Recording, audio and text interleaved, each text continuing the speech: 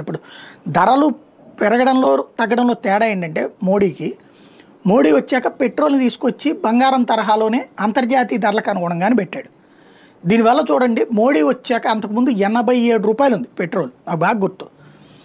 మన్మోహన్ సింగ్ దిగిపోయే నాటికి 2014 నాటికి 87 రూపాయలకి వెళ్ళింది పెట్రోల్. వెళ్ళి మోడీ వచ్చాక 74 దాకా వచ్చింది, తగ్గింది. అప్పుడు తర్వాత మళ్ళీ పెరిగింది, ఇప్పుడు 104 106 ఉంది. దానికి కారణం మధ్యలో 90 రూపాయల దాకా కేంద్రం వేస్తే ఆ తర్వాత వచ్చింది. కానీ ఆ రోజుల లెక్క చూస్తే కనుక కాంగ్రెస్ ఉన్నప్పుడు ఆ 87 పెరగడమే కానీ తగ్గలే, ఇప్పుడు వెనక్కి రాల. 67 దాకా ఉన్నప్పుడు వచ్చింది కాంగ్రెస్, 87 దాకా తీసుకెళ్ళింది అది.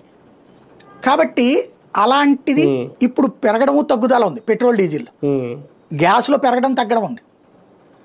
అదే సందర్భంలో ఇప్పుడు నిత్యావసర వస్తువులు కూడా పెరగడం తగ్గడం ఉంది.